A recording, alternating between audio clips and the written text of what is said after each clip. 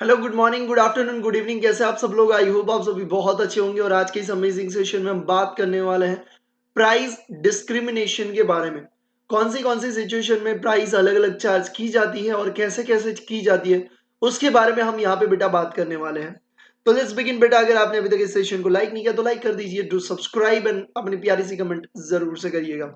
चलिए बेटा, उस चीज को जानने से पहले मैं आपको प्राइस इक्विलिब्रियम समझा देता हूं। प्राइस इक्विलिब्रियम हमने आगे भी पढ़ा हुआ है, फिर से मैं आपको बता देता हूं बेटा कि प्राइस इक्विलिब्रियम कैसे बनता है।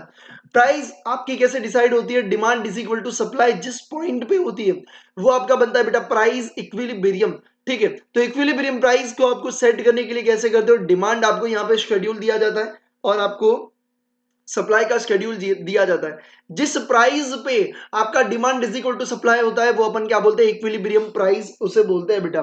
तो यहां पे आपको जो स्ट्रक्चर दिया है उसे आप देख सकते हो कि प्राइस कितनी है? 1 रुपए। तो डिमांड कितनी है? 50। ठीक है, सप्लाई कितनी है? 10। 2 रुपए प्राइस बढ़ी। अब मेरे को ये बताओ, प्राइस बढ़ेगी तो डिमांड क्या होगी? कम हो जाएगी। ठीक है, as per law of the demand, अगर सिर्फ हम प्राइस की बात कर रहे हैं, बाकी सारी चीजें क्या है? कांस्टेंट है।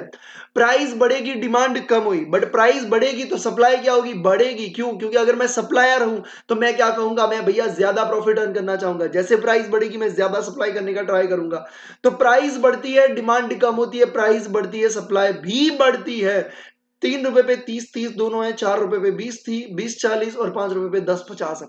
आप देखोगे 3 रुपए पे अगर इसका कर्व बनाने का ट्राई करें, अगर इसका बेटा कर्व बनाने की अगर अपन बात करें तो कुछ इस तरीके से आपका कर्व बनेगा। ये जो ग्रीन वाला है, ये जो ग्रीन वाला है बेटा, ये वाला, ये जो ग्रीन वाला जो है वो कौन सा है भैया?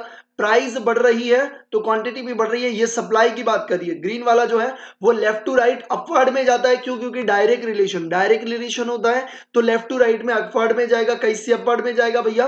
क्योंकि जैसे ही प्राइस बढ़ेगी मतलब कर्व थोड़ा ऊपर की साइड जाना चाहेगा तो इधर भी राइट साइड में खिसकेगा। क्यों? क्योंकि प्राइस भी बढ़ रही है, क्वांटिटी भी बढ़ रही है। ठीक है, आप देख सकते हो प्राइस भी बढ़ रही है और सप्लाई भी बढ़ रहा है। तो ये ग्रीन वाला कौन सा है भैया? सप्लाई वाला। और डिमांड का कैसा है भैया? इनवर्स रिलेशन है। प्राइस बढ़ती है, डिमांड कम होती है। मतलब देखो यहाँ पे क्या है, 1 रुपए पे कितनी डिमांड थी? 50 की डिमांड थी। 2 रुपए पे 40 आ गई। मतलब प्राइस बढ़ रहा है, डिमांड क्या हो रहा है? लेफ्ट साइड आ रहा है, कम होते जा रहा है। ठीक है, तो ये लेफ्ट टू राइट में डाउनवर्ड स्लोप होता है। लेफ्ट टू भैया क्या होता है? लेफ्ट टू राइट में पूरा डाउनवर्ड स्लोप जाता है। आई होप आपको यहाँ पे दिख रहा है बेटा। ठीक है, तो ये आपका डिमांड एंड सप्लाई कर्व होता है। दोनों जहां पे टकरा रहे हैं भैया, देखो इंटरसेक्ट यहाँ पे जहां पे भी हो रहा है उसे क्या बोलेंगे? इक्विलिब्रियम प्राइस बोलेंगे, जहां पे price is equal to demand हो जाएगा। ठीक है, तो स्ट्रक्चर पे से आपको समझ में आ रहा है 30 30 जहां पे आ रहा है 3 रुपीज, आपका क्या बनेगा भैया? इक्विलिब्रियम प्राइस बनेगा। ठीक है, ऊपर जो लिखा है उसको अपन पढ़ लेते हैं एक बार। आ जाइए बेटा, सबसे पहली लाइन से पढ़ते हैं। ठीक है, इन a perfect situation price is decided by the market brings about the balance between the commodities that come for sale and those demand by the consumer। ठीक है, एक मार्केट जो होता है वो क्या करता है भैया? बैलेंस बनाता है सेल और डिमांड का। It means force of supply and demand determine the price of the goods. मतलब सप्लाई एंड डिमांड का जितना फोर्स है वो ही डिसाइड करेगा प्राइस को। इक्विलिब्रियम प्राइस कहां पे बनेगी? ब्लू में मैंने हाईलाइट किया, देखो इक्विलिब्रियम प्राइस कहां पे बनेगी? प्राइस एंड सप्लाई क्या है भैया? सॉरी, सप्लाई एंड डिमांड क्या है भैया? इक्वल है, वो क्या बनेगी? इक्विलिब्रियम आपकी प्राइस बनेगी। ठीक है, नीचे आपको शेड्यूल, ये पूरा आपको डायग्राम भी दिया और डायग्राम के बारे में भी यहाँ पे आपको लिखा हुआ है। रेड में जो लिखा है उसको अपन पढ़ते हैं। A price increase their is a fall in the quantity demand. Price बढ़ेगी, डिमांड कम हो रही है। It means price and quantity of the demand is a negative relation या इनवर्स रिलेशन भी आप लिख सकते हो। But rise in a price has increase the supply of the goods. Price बढ़ रही है, सप्लाई बढ़ रही है, तो रिलेशन कौन सा होगा? डायरेक्ट होगा। यहाँ पे पॉजिटिव लिखा, दोनों चीजें आप लिख सकते हो। ठीक है, तो ये पूरा डायग्राम है। इक्विलिब्रियम कहाँ पे बन रहा है? यहाँ बन रहा है। ठीक है, चलिए बेटा एक बार मैं देख लेता हूँ एवरीथिंग इज परफेक्ट।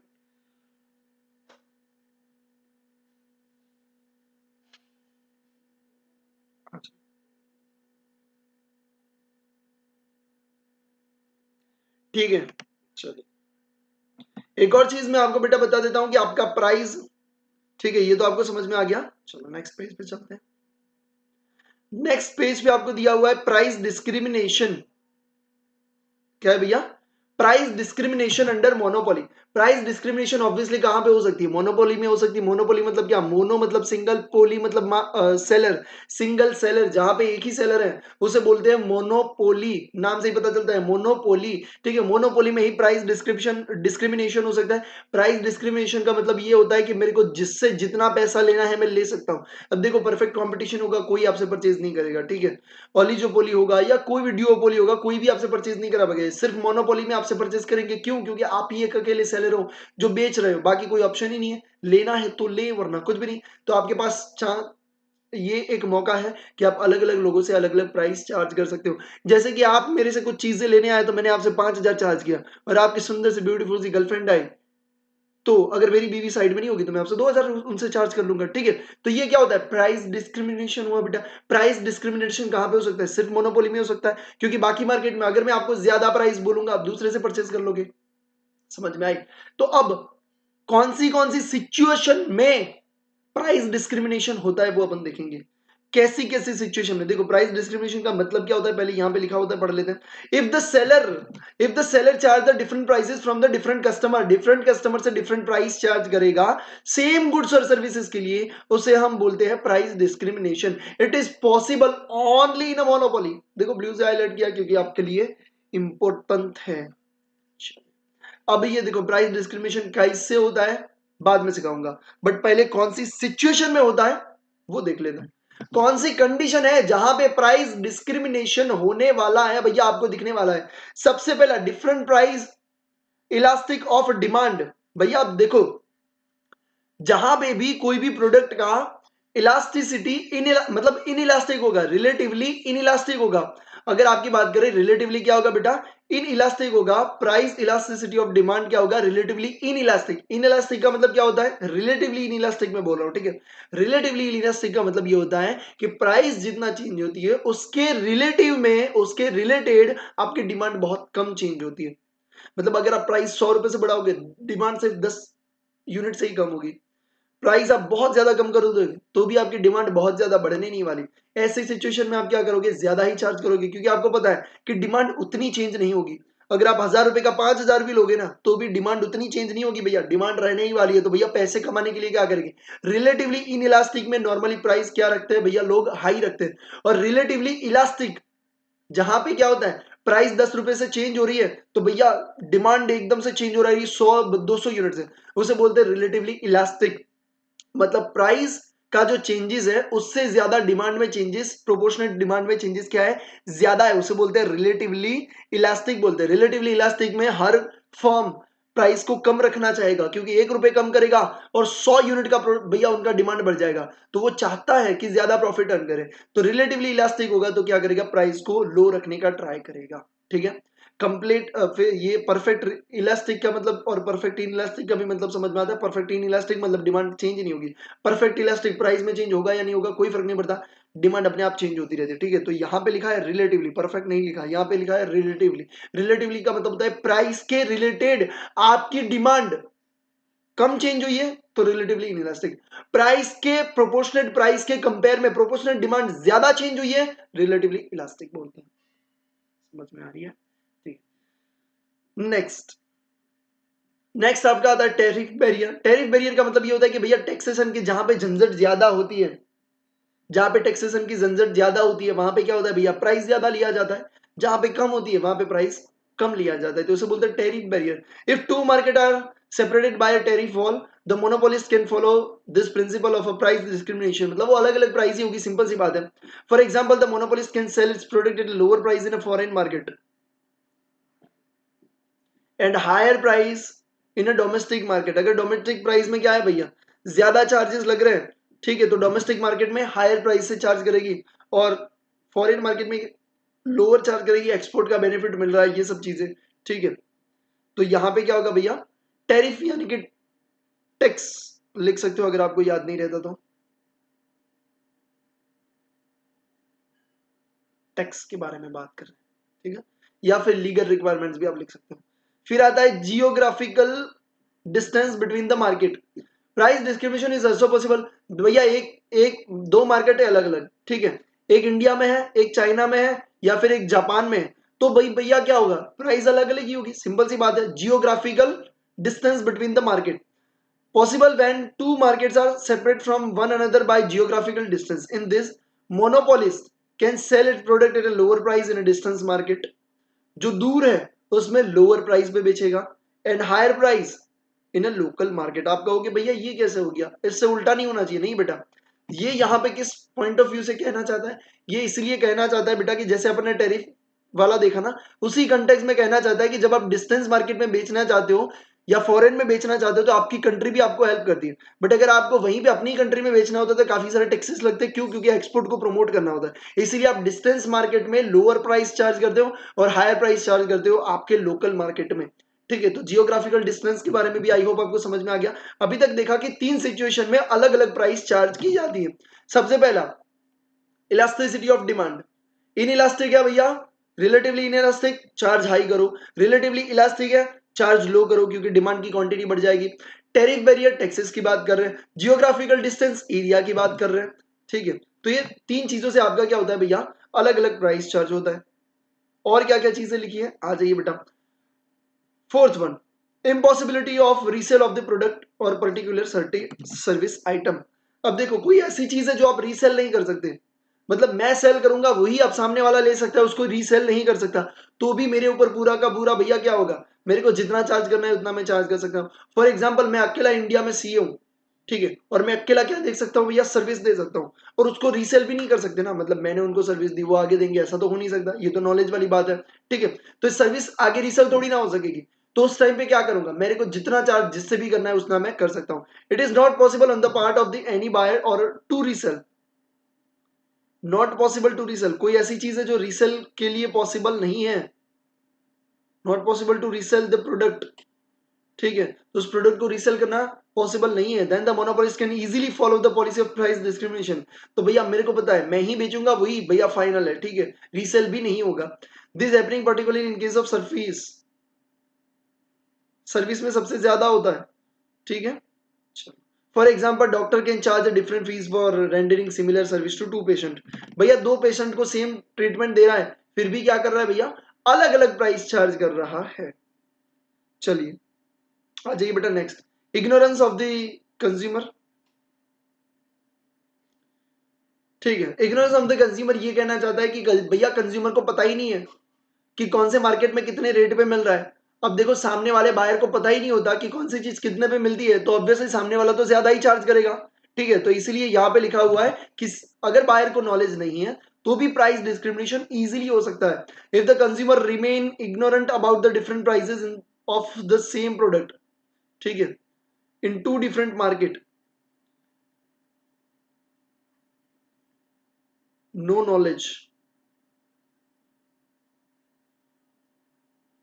कोई भी नॉलेज नहीं है उसको भाई. ठीक है, तो मोनोपोलिस्ट क्या कर सकता है, इजीली प्राइस डिस्क्रिमिनेशन कर सकता है. Next last one, typical behaviour of the customer consumer.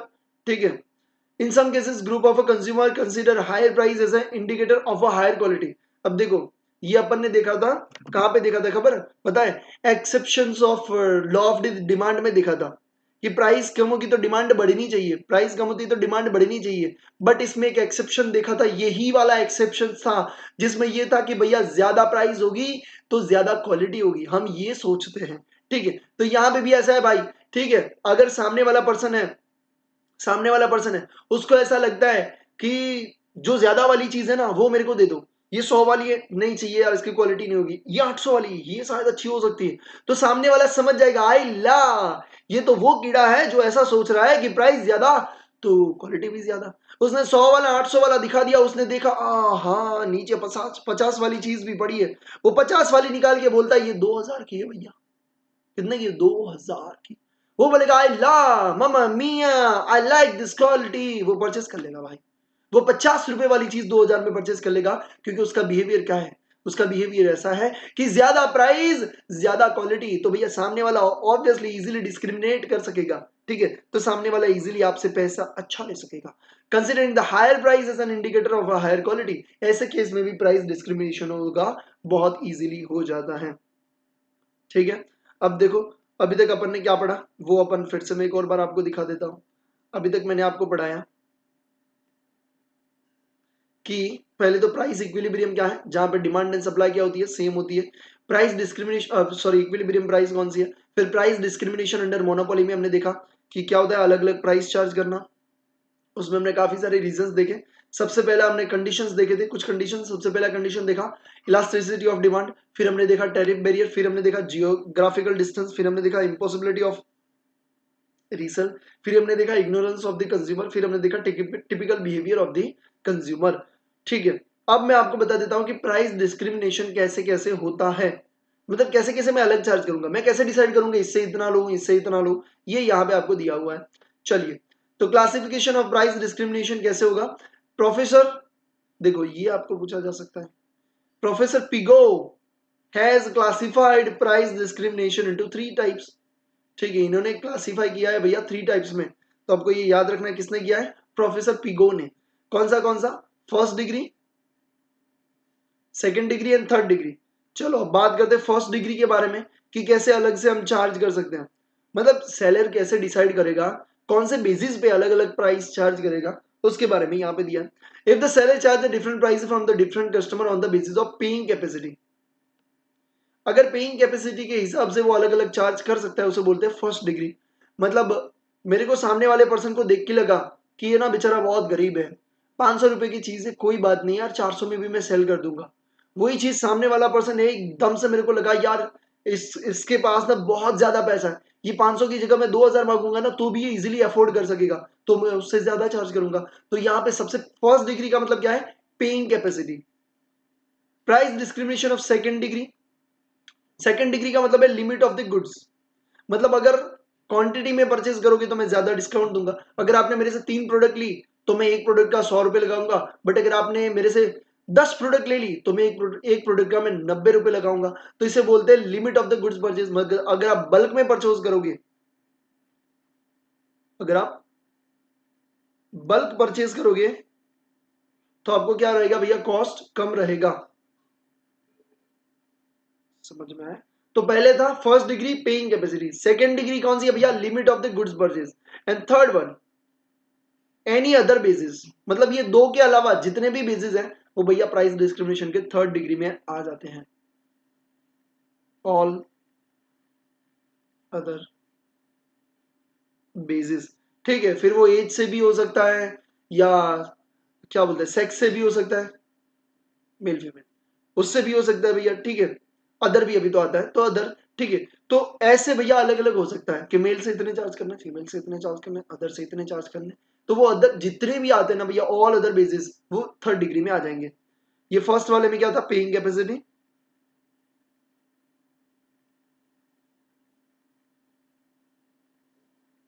Second वाले में बैंक परचेस, थर्ड वाले में ऑल अदर बेसिस। ठीक है, चलिए देखो, irrespective of the paying capacity of the consumer and the quantity of the goods purchased, if the seller charge the different price, it is said to be price discrimination of a third degree। मतलब वो ऊपर वाले दो से कोई लेना देना नहीं है, फिर भी वो अलग चार्ज कर रहा है, इसे बोलेंगे third degree. The market of the product are made different on the basis of different price differences in elasticity of the demand of the different market। चलिए अब कंडीशन भी देख लिया, हाँ भैया अब हमें एक ही चीज देखनी बाकी है, and that is condition when price discrimination is profitable. कैसी ऐसी कंडीशन है जहां पे प्राइस डिस्क्रिमिनेशन क्या है भैया, प्रॉफिटेबल रहेगा। ओल्ड सिलेबस में शायद ये नहीं दिया हुआ है, शायद, मेरे को तो शायद कहीं पे दिखा नहीं ओल्ड सिलेबस की बुक में। न्यू के लिए है तो पढ़ा देते हैं, ठीक है। अगर आप भी पढ़ोगे तो भी कोई दिक्कत वाली बात नहीं है, अगर नहीं है आपकी बुक में, ओल्ड वाले अगर कोई देख रहे हैं और नहीं है आपकी बुक में तो आप नहीं पढ़ोगे तो भी चलेगा, ठीक है। मैं पानी पी लेता हूँ, तब तक शुरुआत करते हैं। तब तक एक काम करो, आप हाईलाइट तो कर लो भाई, हाईलाइट भी तो करना है। यहां से कर दो, ये वैसे मैंने लेक्चर शुरू किया था फिर नेट गया तो इसलिए पहले से हाईलाइटेड है थोड़ा बहुत।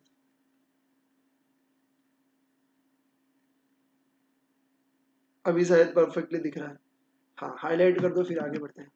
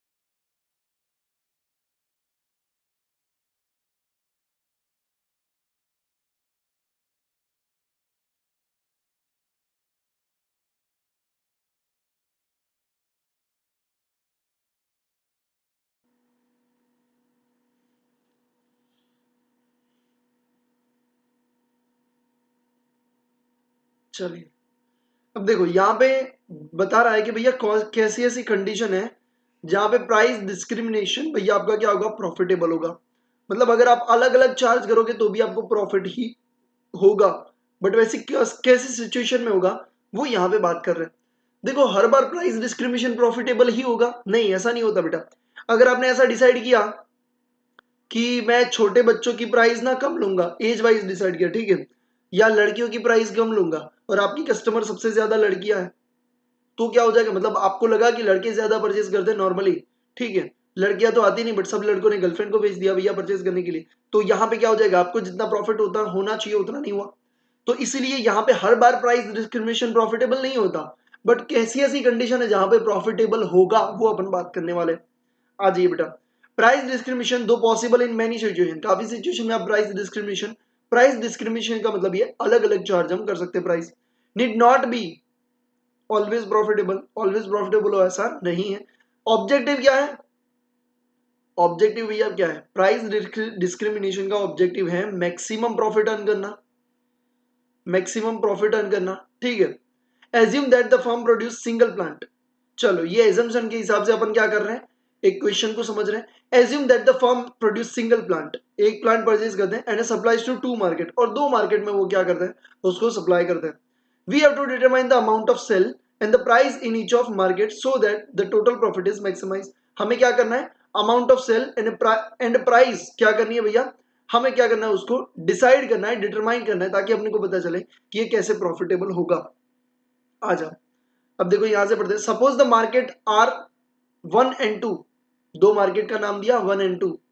R1 एंड R2 क्या है भैया, R1 and R2 cell revenue है, क्या है भैया, सेल रेवेन्यू। और Q1 एंड Q2 क्या है, amount sold in this two market respectively. एक मिनट, सपोज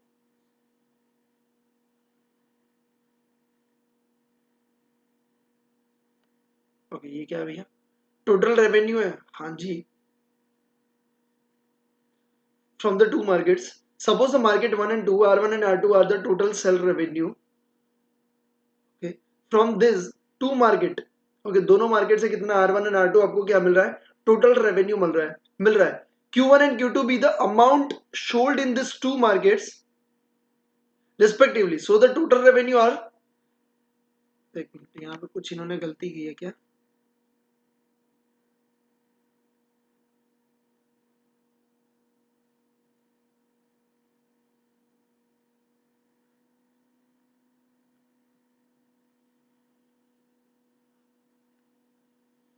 एक मिनट है।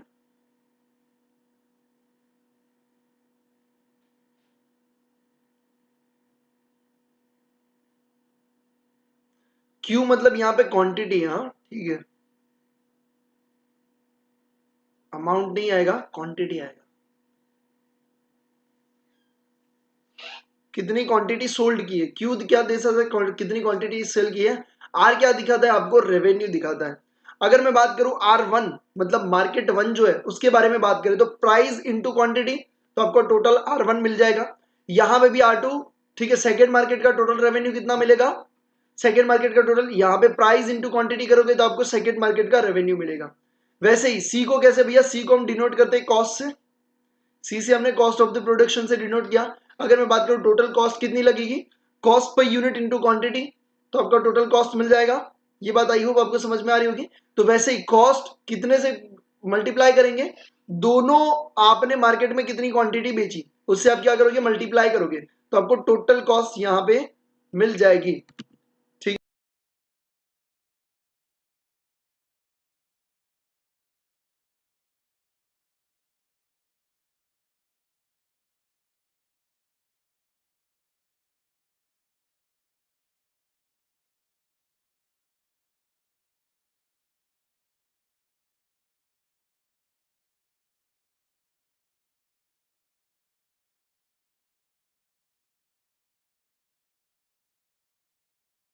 ठीक है, आ जाइए।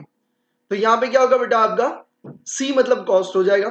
सो द रिलेवेंट प्रॉफिट, देखो अभी मैं कैसे समझाऊं आपको। फॉर एग्जाम्पल R1 मतलब आपका क्या है, सेलिंग प्राइस। क्या है भैया, selling price. R1 first market का सेलिंग प्राइस कितना है, फॉर एग्जाम्पल 10 रुपए पर यूनिट, ठीक है। और R2 क्या है भैया आपका, R2 है 12 पर यूनिट, ठीक है। क्वांटिटी 1 मतलब आपने Q1 का मतलब क्या है, पहले मार्केट में कितनी क्वांटिटी बेची, फॉर एग्जाम्पल ले लेते हैं यहां पे 10, और दूसरे मार्केट में आपने कितनी क्वांटिटी बेची, फॉर एग्जाम्पल 5, ठीक है।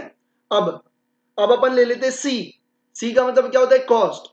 कॉस्ट ऑफ द प्रोडक्शन दोनों के लिए सेम है, कितनी है भैया, क्योंकि भैया सेम ही प्रोडक्ट कॉस्ट अपन प्रोड्यूस कर रहे हैं, तो दोनों की कॉस्ट अपने को लग रही है 8 रुपए पर यूनिट। अब देखो मैं इसको प्रैक्टिकली आपको करके समझाता हूं।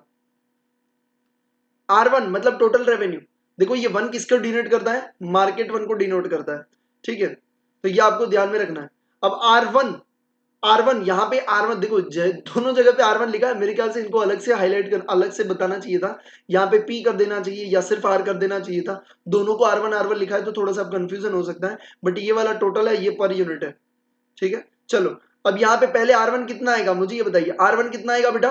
यहाँ पे अगर अपन लिखे पर यूनिट कितना है, 10 इंटू क्वांटिटी कितनी, 8, नहीं सॉरी कितनी है, 10, क्वांटिटी भी 10 है, तो टोटल ये R कितना बना, 100 बना, हाँ भैया।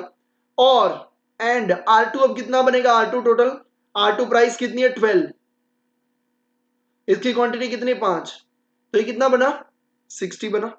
तो टोटल आपका कितना बना रेवेन्यू, 100 प्लस 60 160 बन गया। हाँ कॉस्ट की बात करते हैं, कॉस्ट कितनी है, कॉस्ट 8 रुपए की पर यूनिट, ओके।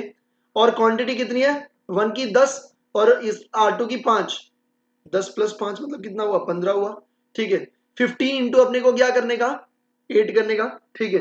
तो 15 इंटू 8 करोगे तो आपको क्या मिल जाएगा, यहाँ पे टोटल आपको कॉस्ट मिल जाएगा, कितनी कॉस्ट मिली आपको, 120 कॉस्ट मिली, टोटल कॉस्ट कितनी मिली, 120, ठीक है। और टोटल रेवेन्यू आपको अलग अलग मार्केट का कितना मिला भैया, 100 और 60। देखो अभी यहाँ पे आ जाइए, अब आपको प्रॉफिटेबल देखना, so the relevant profit, profit कितना होगा ये अपने को दिखा रहे हैं, प्रॉफिट कितना होगा वो अपन देख लेते हैं। कैसे होगा भैया, रेवेन्यू माइनस कॉस्ट, ठीक है। तो रेवेन्यू अपन ने ढूंढ ली, हाँ भैया पहली की कितनी है, पहले की भैया रेवेन्यू है 100 प्लस दूसरे की रेवेन्यू कितनी है, ये वाली 60, देखो मैं ब्लू से हाईलाइट कर देता हूं, ये रेवेन्यू 1, ये रेवेन्यू 2 मिली, ठीक है। और ये कॉस्ट 120 मिली। अब आ जाइए लिखते हैं 100 प्लस इसकी रेवेन्यू कितनी 60 माइनस कॉस्ट टोटल कितनी 120। अभी आप बताओ कि प्रॉफिट कितना मिला, प्रॉफिट मिला 60 रुपीज का, क्या हुआ भैया, प्रॉफिट हुआ, ठीक है। तो ये इस तरीके से पूरा बनाया गया है। Thus the total profit depend on the quantity of the sell in the both the market। भैया आप किस पे डिपेंड है, आप कितनी क्वांटिटी सेल करते हो उसके ऊपर डिपेंड है। The necessary condition of the profit maximization is equalization of the marginal revenue, ठीक है। आ जाओ, ये क्या है condition, necessary condition for profit maximization. अगर आपको प्रॉफिट मैक्सिमाइजेशन करना है तो equalization of the marginal revenue होना चाहिए in both the market. Both the market में भैया आपका जो मार्जिनल रेवेन्यू आ रहा है वो अच्छा जाना चाहिए, इक्वलाइज होना चाहिए, ठीक है। अब देखो आ जाइए, सिंगल मार्जिनल कॉस्ट, अगर दो मार्केट में अगर अपन देखने जाए तो marginal revenue is equal to marginal cost, ये क्या बनेगा आपका, आपका ये कर्व बनेगा जहां पे आप सेल करोगे, M R is equal to MC, आपको पता है marginal revenue is equal to marginal cost बनता है, तब तक आप क्या करोगे, सेल करोगे, ठीक है, तब तक आप सेल करोगे। Show that the monopolist will produce for the first market at such a point where the extra revenue from the sale of one unit in the market is just equal to the extra cost of the similar। Simple सी बात कर रहे हैं, M R is equal to MC हो तब तक आप sell करोगे, ठीक है। सेकंड मार्केट का वही चीज लिखा हुआ है। कॉम्बिनेशन अगर आप देखोगे तो यहाँ पे क्या दिखा रहा है भैया, कॉस्ट तो कितनी है सेम है, मतलब एमसी का क्या रहेगा, सेम रहेगा, बट रेवेन्यू का चेंज हो जाएगी। हाँ भैया रेवेन्यू पर यूनिट आपकी कितनी आ रही है, मार्जिनल रेवेन्यू चेंज आ रही है, क्यों, क्योंकि देखो हमने पर यूनिट यहाँ पे कितना लिया, यहाँ पे आपने 10 लिया, यहाँ पे 12 लिया, तो सेकंड मार्केट में क्या होगा, आपका एमआर कर्व जो होगा वो थोड़ा सा कम स्लोप में जाएगा, वन में थोड़ा सा ज्यादा स्लोप में जाएगा। यहाँ पे मैंने 10 फिक्स लिया है, 12 फिक्स लिया है, हम अलग अलग लेंगे, ये अगर फिक्स लेंगे तो सीधा जाएगा परफेक्ट कंपटीशन जैसा, बट यहाँ पे हमें अलग अलग लेना चाहिए। एग्जाम्पल के लिए मैं सिर्फ आपको यहाँ पे प्रॉफिट को समझाने के लिए मैंने आपको क्या किया बेटा, ये आपका टोटल बना के दे दिया है, बट आपको प्राइस क्या होती जाएगी, कम होती जाएगी, ठीक है, तो आपको क्वांटिटी को बढ़ानी है, इसलिए आपकी प्राइस क्या होती जाएगी, कम होती जाएगी मोनोपोलिस्ट में। तो जब आपका MR is equal to MC आएगा आप रुक जाओगे। तो पहले मार्केट में MR is equal to MC, दूसरे मार्केट में MR of two, second market is equal to MC. MC को दोनों चीज में सेम है, एमसी भैया दोनों जगह पे सेम है, हाँ भैया दोनों जगह पे सेम है। तो क्या मैं ऐसा बोल सकता हूं MR one is equal to MC is equal to MR two, A is equal to B, B is equal to C, तो A is equal to C अपन बोल सकते हैं। ठीक है, इसी तरीके से आपको यहाँ पे दिया हुआ है, हाँ भैया, तो ये चीज भी आप इसे बोल सकते हो। ठीक है, यहाँ पे कॉम्बिनेशन ऑफ 1 एंड 2 दिया हुआ है। ठीक है, कॉम्बिनेशन इन 1 एंड 2 कि भैया यहाँ पे आपका MR1 MR2 is equal to MC हो जाएगा। ठीक है, आई होप आपको ये चीज समझ में आ रही होगी। ओके, फिर क्या लिखा है, द सफिशिएंट और second order condition in that respective MR function will have lesser slope than the MC, that is MC curve cut the both the MR from the below. भैया दोनों को क्या करेगा, बिलो से कट करेगा, दोनों को बिलो से कट करेगा। आज ये डायग्राम में देख लेते हैं, देखो अच्छा, अब इस डायग्राम को ध्यान से समझना, बहुत इजी डायग्राम है, बहुत ही इजी डायग्राम है। ये आपको पता है, पहले वाला सिर्फ ये वाला देखोगे आप, सिर्फ ये वाला देखोगे। MR कर्व आपको पता है, हाँ भैया पता है। AR कर्व भी आपको पता है, हाँ भैया हमको पता है। ठीक है, तो एवरेज रेवेन्यू, मार्जिनल रेवेन्यू आपको पता है कि MR जो है वो ज्यादा डाउनवर्ड स्लोप में रहता है। तो ये आपको दिया है भैया, मार्केट वन की बात कर रहे हैं। अगर मार्केट वन में यहां से शुरुआत हो रही है तो इस तरीके से आपका कर्व जाएगा, हाँ भैया इस तरीके से कर्व जाएगा। अगर यहाँ पे बात करें मार्केट टू की, तो मार्केट टू का कर्व कैसे जाएगा, MR2 और AR2। यहाँ पे कैसे लिया भैया, आपने मार्केट वन में ज्यादा प्राइस ली है, हमने मार्केट टू में ज्यादा प्राइस ली है, यहाँ पे इसमें भैया वन में ज्यादा प्राइस ली है। तो आप ऐसा सोच सकते हो, ये सेकंड वाला मेरे एग्जाम्पल के हिसाब से, और ये मार्केट वन वाला, क्यों, क्योंकि आपने प्राइस कम ली है, यहाँ पे प्राइस ज्यादा ली है। अब देखो, जब आप दोनों को कंबाइन करोगे, दोनों को कंबाइन करोगे तो दोनों की कंबाइन क्वांटिटी आप नहीं देखोगे। मैं क्या कहना चाहता हूं कि आप अगर यहाँ पे देखोगे बेटा, सुनो जो मैं एग्जांपल ले रहा हूं ना बहुत अच्छी तरीके से देखना। मैं यहाँ पे दे रहा हूं प्राइस, यहाँ पे देख रहा हूं बेटा क्वांटिटी। ठीक है, अगर मैं आपको बताऊं कि आपने 10 रुपए पे 2 क्वांटिटी बेची, आपने 8 रुपए पे 9 क्वांटिटी बेची, फिर 9 रुपए पे, ठीक है, मार्केट वन मार्केट टू के हिसाब से दिखाता हूं मैं, 10, 8, 6 और 4। ठीक है, ये मार्केट वन, ये मार्केट टू। ठीक है, मार्केट वन की अगर हम बात करें जहां पे प्राइस ज्यादा है, ठीक है, जहां पे प्राइस क्या है, ज्यादा है, तो जहां पे प्राइस ज्यादा है मतलब 10 रुपए वाली प्राइस यहीं पे आपने कितना सेल किया भैया, 10 रुपए में 2 क्वांटिटी। M2 में तो प्राइस ही नहीं थी 10 रुपए की, क्योंकि थोड़ी सी कम प्राइस से शुरू हुआ था, प्राइस डिस्क्रिमिनेशन इसी को तो बोलते हैं। 8 रुपए पे आपने यहाँ पे बेचा 4, यहाँ पे बेचा 5, 6 रुपए में आपने बेचा यहाँ पे 5, यहाँ पे बेचा आपने 8। ठीक है, 4 रुपए पे आपने यहाँ पे बेचा 7, यहाँ पे बेचा 10। अब देखो, आप जब ये दोनों को अलग अलग ड्रॉ कर रहे हो तो कुछ इस तरीके से ड्रॉ करोगे, बट जब आप दोनों को कंबाइन करोगे तो आपकी क्वांटिटी यहाँ पे क्या हो जाएगी, क्वांटिटी दोनों की भी आपको कंबाइन लेनी पड़ेगी कि नहीं, हाँ भैया। तो 10 रुपए पे कितनी क्वांटिटी, 2, 8 रुपए पे कितनी, 9, 11 रुपए पे कितनी भैया, 11 रुपए पे 8 और 5 कितनी हो जाती है, 13, और 4 रुपए पे कितनी, 17।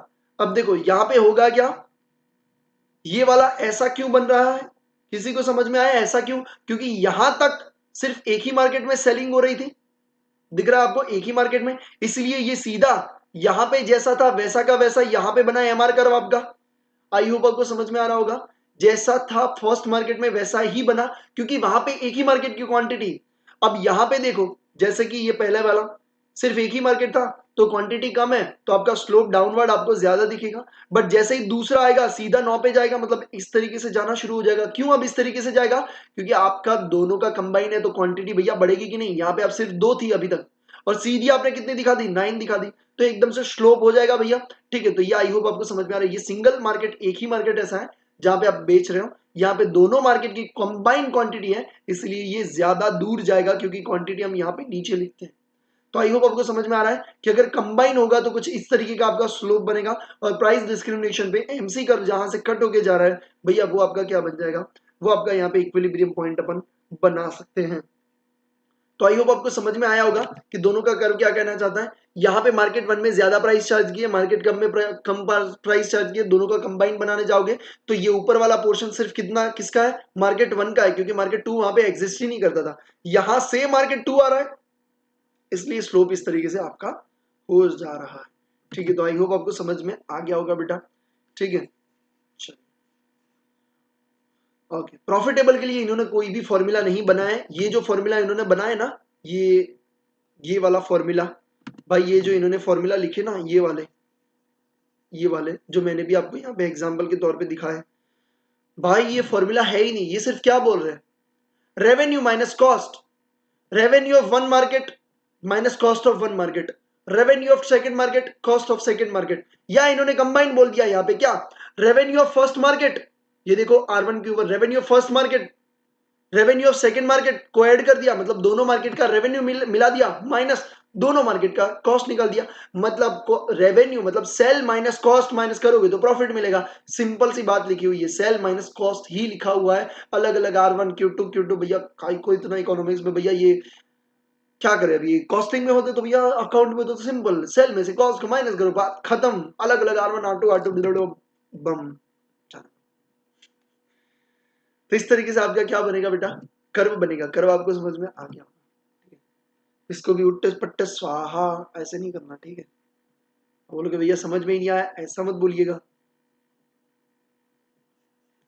वरना आपको भी इकोनॉमिक्स की जरा ऐसे कॉम्प्लेक्स करके दिखाना पड़ेगा। बस ये बाकी यहीं पे वही चीज समझाई हुई है, डिमांड कर्व आपका कैसे बना है, ठीक है। तो ये चीज आप जरूर से पढ़ लेना। बाकी इसमें कोई चीज आपको दिक्कत वाली लगती है तो आप मुझे जरूर से पूछ लेना। तो यहां से आपका लिखना बाकी है, कंडीशन जहां पे प्रॉफिटेबल होगा भाई, ये कंडीशन है, ये कंडीशन है। ये भाई बोल रहा है कि सेल में से कॉस्ट को माइनस करो आपका प्रॉफिटेबल। मैं यार मैं क्या करूं, मैं डूब के मर जाऊं क्या, लिख लो, मतलब क्या बोलते हैं, हाईलाइट कर लीजिए। हाँ, ये मेरे को अच्छा लगा कि लास्ट का जो डायग्राम है ना, वो मेरे को कुछ नया लगा, क्योंकि पहला जो पोर्शन है ना थोड़ा, उसमें सिर्फ मार्केट वन है तो स्लोप ज्यादा है, फिर उतना स्लोप नहीं है क्योंकि क्वांटिटी बढ़ जा रही है, दोनों की साथ में आएगी। तो वो मेरे को एक अच्छा लगा कि अगर आपको बोलते हैं कि प्राइस डिस्क्रिमिनेशन का डायग्राम बनाओ, तो भैया ये आपको पता होना चाहिए। डायग्राम वाला एक अच्छा है, वो एक मेरे को चीज इंपोर्टेंट लगी, हाईलाइट कर लीजिए मेरे बीड़ू।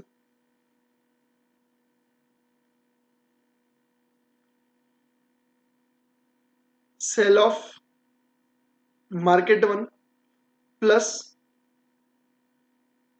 Sale of market two minus cost of both market, इसे बोलते हैं भैया प्रॉफिटेबल कंडीशन। क्या बात है, समझ में आया क्या, ठीक है। चलिए, फिर आपका यहाँ पे MR1 MC1 is equal to, ये भी आपको समझ में आई होप आ गया होगा। ओके, बाकी इसमें कुछ हाईलाइट करने जैसा है नहीं। ये वाला थोड़ा सा आप ध्यान में रखना, ये मेरे को अच्छा लगा, इसको मैं स्टार कर रहा हूँ, जरूर से देख लीजिएगा, ठीक है। चलो, thank you so much for watching this session, I hope you really enjoy. और जो रिवीजन है पूरा होल चैप्टर का रिवीजन आज अपन ने रखा था, बट मैं मैसेज करता हूँ कि क्या होता है, ठीक है। थैंक यू सो मच, जय Hind, do like share and subscribe this amazing session, thank you so much, जय हिंद।